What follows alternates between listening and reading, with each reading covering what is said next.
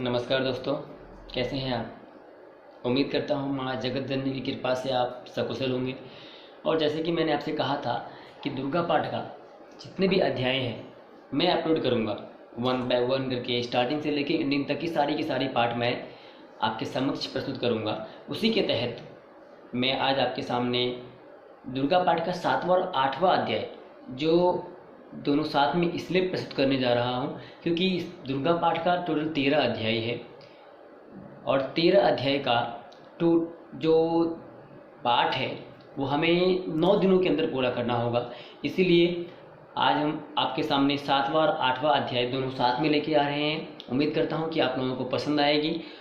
और जिन भाइयों ने हमारा चैनल सब्सक्राइब नहीं किया हो प्लीज़ सब्सक्राइब कर लीजिए ताकि आपके पास हमारे जो नए लेटेस्ट वीडियो रहेंगे उसके नोटिफिकेशन आपके समक्ष पहुंचते रहेंगे। तो प्लीज़ तो चलिए चलते हैं हमारे अगले वीडियो की ओर जो कि दुर्गा पाठ का 7वां और 8वां अध्याय है जो इस प्रकार है।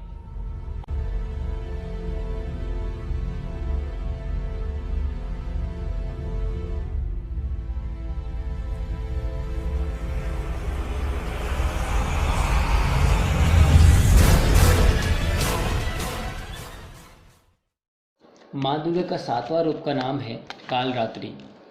एक वेणी जपा कर्णपूरा नग्ना खरा स्थिता लंबोष्ठी कर्णिका कर्णी तैलभ्यक्त शरीरणी वाम दोल सल्लहो हलता कंटक भूषणा वर्धन मूर्ध्वजा कृष्णा कालरात्रि रात्रि भर भयंकरी।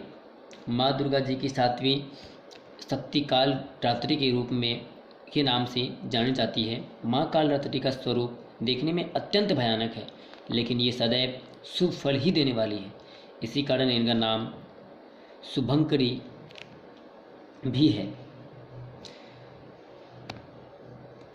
दुर्गा पूजा के 7वें दिन माँ काल रात्रि की उपासना का विधान है। इस दिन साधक का मन सहस्त्रसार चक्र में स्थित रहता है। इसके लिए ब्रह्मांड के समस्त सिद्धियों का द्वार खुलने लगता है। इस चक्र में स्थित साधक का मन पूर्णतः माँ काल रात्रि के स्वरूप में अवस्थित रहता है। माँ काल रात्रि दुष्टों का नाश व ग्रह बाधाओं को दूर करने वाली है जिससे साधक भयमुक्त हो जाता है।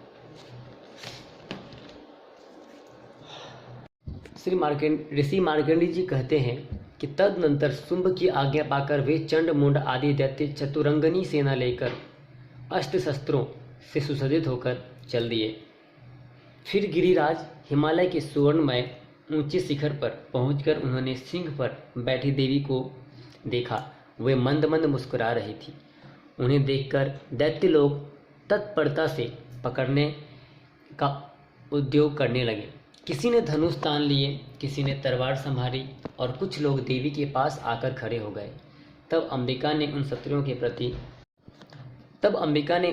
के प्रति बड़ा क्रोध किया। उस समय क्रोध के कारण उनका मुख काला पड़ गया, ललाट में भौहें टेढ़ी हो गई। वहां से तुरंत विकराल मुखी काली प्रकट हुई जो तलवार और पास लिए हुए थी। वे विचित्र खड्ग वान धारण किए और चीते के चढ़मकी साड़ी पहने नरमुंडों की माला से विभूषित थी। उनके शरीर का मांस सूख गया था, केवल हड्डियों का ढांचा था जिससे वे अत्यंत भयंकर जान पड़ती थी। उनका मुख बहुत विशाल था, जीभ ललल पाने के धसी हुई कुछ लाल थी। वे अपनी भयंकर गर्जना से संपूर्ण दिशाओं को गुंजा रही थी। बड़े बड़े दैत्यों का वध करती हुई वे कालिका देवी बड़े बेग से दैत्यों की उस सेना पर टूट पड़ी और उन सब को भक्षण करने लगी। वे पार्श्वों और अंकुशधारियों, महावतों, योद्धाओं और घंटा सहित कितने ही हाथियों को एक ही हाथ से पकड़कर मुंह में डाल लेती थी। इसी प्रकार घोड़े, रथ और सारथी के साथ ही सैनिकों को अपने मुख में डालकर वे उन्हें बड़े भयानक रूप से चबा डालती।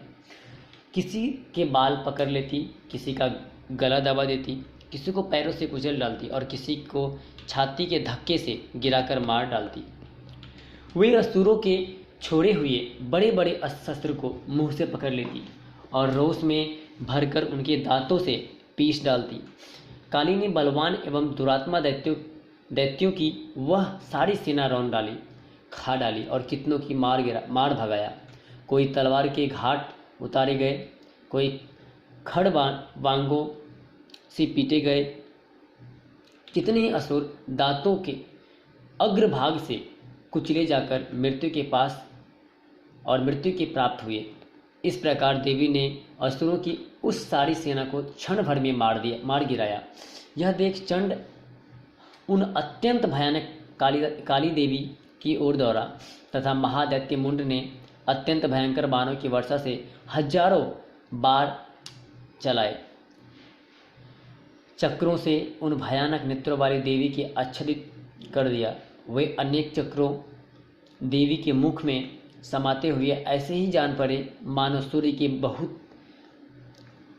बहुत तेरे मंडल बादलों के उदर में प्रवेश कर रहे हो। तब भयंकर गर्जना करने वाली काली ने अत्यंत रोष में भरकर विकट अट्टहास किया। उस समय उनके विकराल बदन के भीतर कठिन ताश से देखी जा सकने वाली दांतों की प्रभाव से अत्यंत उज्जवल दिखाई देती थी। देवी ने बहुत बड़ी तलवार हाथ में ले ली, हाँ का उच्चारण करके चंड पर धावा किया और उसके केस पकड़कर उसके तलवार से उसका मस्तक काट दिया। चंड को मारा गया देखकर मुंड भी देवी की ओर दौड़ा। तब देवी ने रोष में भरकर उसे भी तलवार से घायल करके धरती पर सुला दिया। महाप्रक्रमी चंड और मुंड को मारा देख मरने से बची हुई बाकी सेना भय से व्याकुल हो चारों ओर भाग गई। तदनंतर काली ने चंड और मुंड के मस्तक हाथों में ले चंडिका के पास जाकर प्रचंड अट्टहास करते हुए कहा, देवी, मैंने चंड और मुंड नामक इन दो महापशुओं को तुम्हें भेंट किया। अब युद्ध में तुम शुंभ और निशुंभ स्वयं ही वध करना। ऋषि मार्कंडेय जी कहते हैं, वहां लाए हुए उन चंड मुंड नामक महादैत्यों को देखकर कल्याणमयी चंडी ने काली से मधुर वाणी में कहा, हे देवी, तुम चंड और मुंड को लेकर मेरे पास आई हो, इसलिए संसार में तुम्हें चामुंडा के नाम से तुम्हारी ख्याति होगी। इस प्रकार श्री मार्कंडेय पुराण में सार्वणिक मनवंतर की कथा के अंतर्गत देवी महात्म्य चंडमुंड वध नामक 7वां अध्याय पूरा हुआ। श्वेते वृषे समारूढ़ा श्वेतांबरधरा शुचिः महागौरी शुभम दध्यान महादेव प्रमोददा। माँ दुर्गा जी की 8वीं शक्ति का नाम महागौरी है। दुर्गा पूजा के 8वें दिन महागौरी की उपासना का विधान है। इनकी शक्ति अमोघ और सज्ञ फलदायिनी है। इनकी उपासना से भक्तों के सभी कल्मश धूल हो जाते हैं। 8वां अध्याय का नाम है रक्त बीज का वध। ऋषि मार्कंडेय जी कहते हैं, चंड और मुंड नामक दैत्यों के मारे जाने तथा बहुत सी सेना का संहार हो जाने पर दैत्यों के राजा प्रतापी शुंभ के मन में बड़ा क्रोध हुआ और उसने दैत्यों की संपूर्ण सेना को युद्ध के लिए कूच करने की आज्ञा दी। वह बोला, आज उदयुद्ध नाम के 86 दैत्य के सेनापति अपनी सेनाओं के साथ युद्ध के लिए प्रस्थान करे। कंबू नाम वाले दैत्यों के 84 सेना नायक अपनी वाहिनी से घिरे हुए यात्रा करें। 50 कोटिवीर्य कुल के और 100 धौम्र कुल के असुर सेनापति मेरी आज्ञा से सेना सहित कूच करें। कालक, दौहिर्द, मौर्य और काल के असुर भी युद्ध के लिए तैयार हो मेरी आज्ञा से तुरंत प्रस्थान करें। भयानक शासन करने वाले असुराज शुंभ इस प्रकार आज्ञा दे सहस्त्र बड़ी बड़ी सेनाओं के साथ युद्ध के लिए प्रस्थित हुआ। उसकी अत्यंत भयंकर सेना आदि देख चंडिका ने अपनी धनुष की टंकार से पृथ्वी और आकाश के बीच भाग गुंजा दिया। राजन तदनंतर देवी के सिंह ने भी बड़े बड़े जोर से दहाड़ना आरंभ किया। फिर अंबिका ने घंटे के शब्द से उस ध्वनि को और भी बढ़ा दिया। धनुष के टंकार, सिंह की दहाड़ और घंटे की ध्वनि से संपूर्ण दिशाएं गूंज उठी। उस भयंकर शब्द से काली ने अपने विकराल मुख को और भी बड़ा कर दिया। इस प्रकार वे विजयिनी हुई।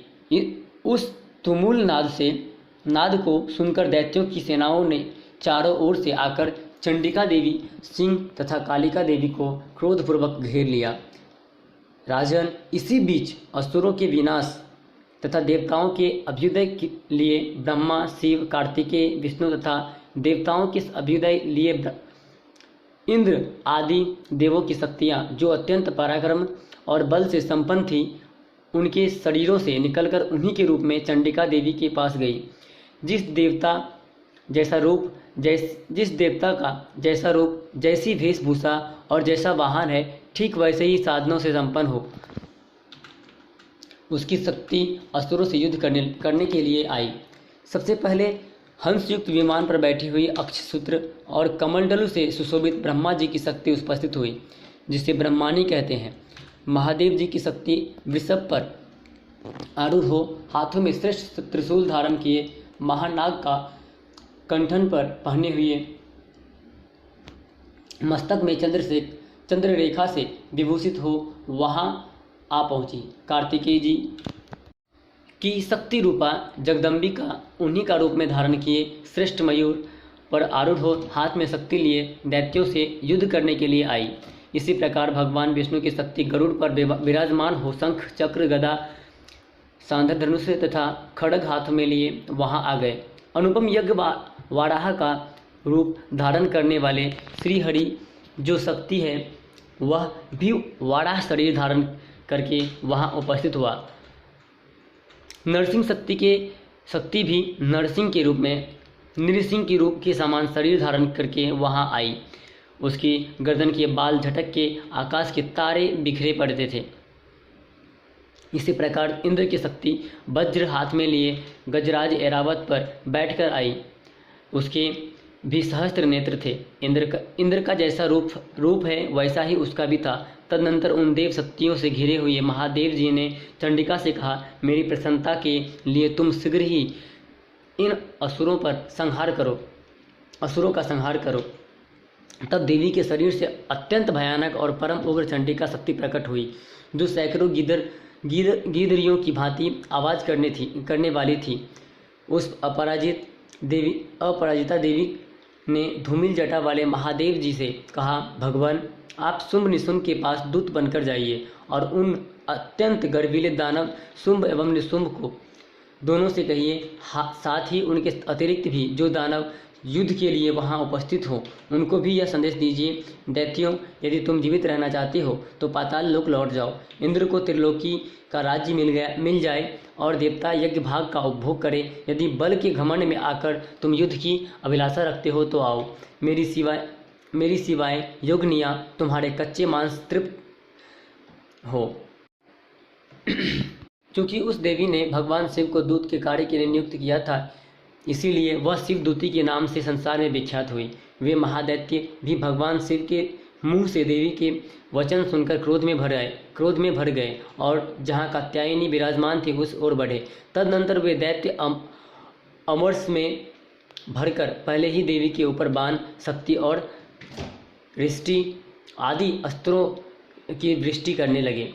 तब देवी ने भी खेल खेल में ही धनुष की टंकार की उससे छोड़े हुए बड़े बड़े बाणों द्वारा दैत्यों के चलाए हुए बाणों की शूल, शक्ति और फरसों को काट डाला।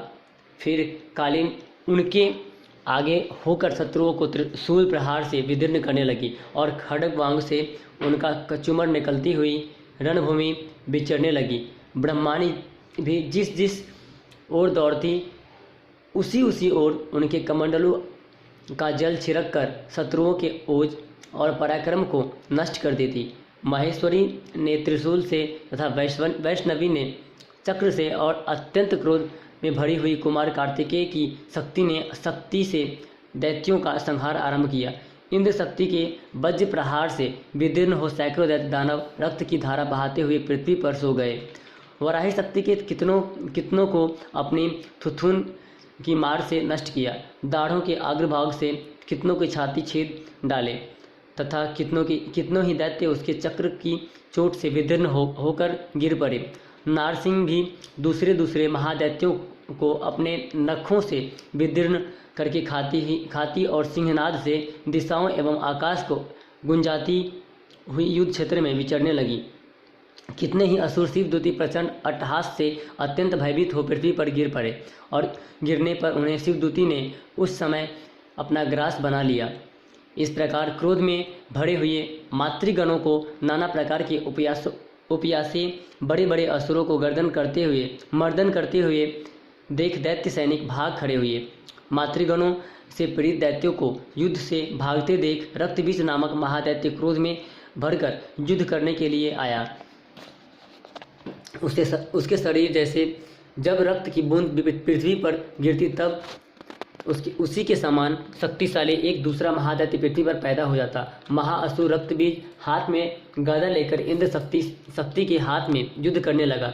तब ऐन्द्री ने अपने वज्र से बीज को मारा। वज्र से घायल होने पर उसके शरीर से बहुत सा रक्त चूने लगा और उससे उसी के समान रूप और पराक्रम वाले योद्धा उत्पन्न होने लगे।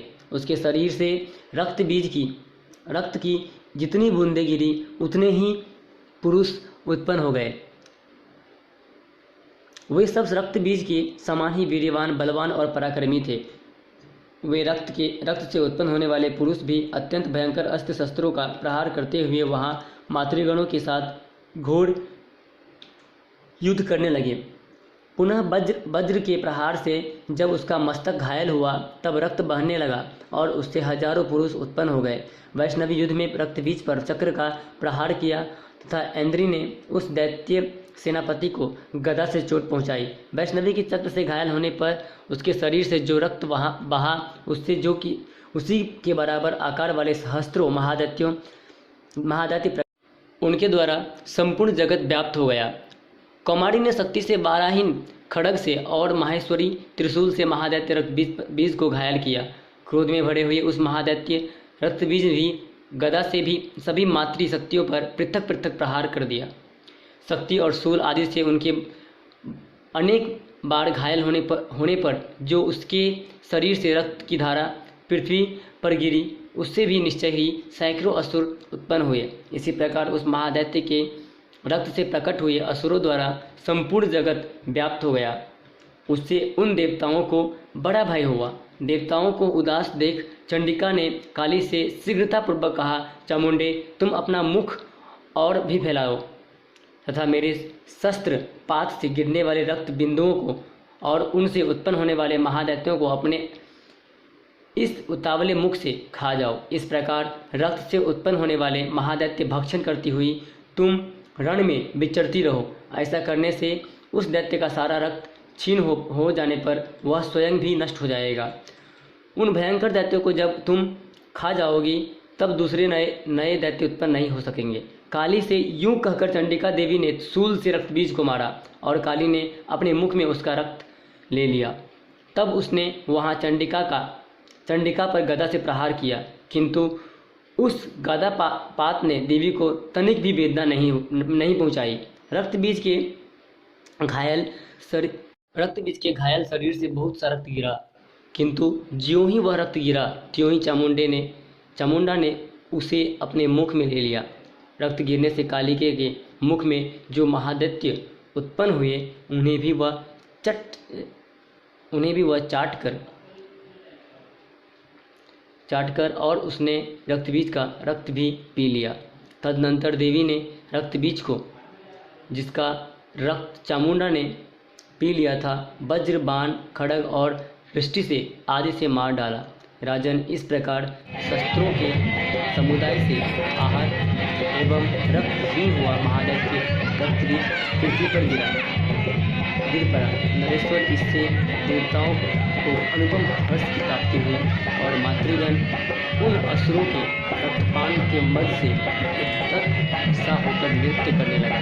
इस प्रकार श्री मार्कंडेय पुराण में सार्वणिक मनवंतर की कथा के अंतर्गत देवी महात्म्य में रक्तबीज वध नामक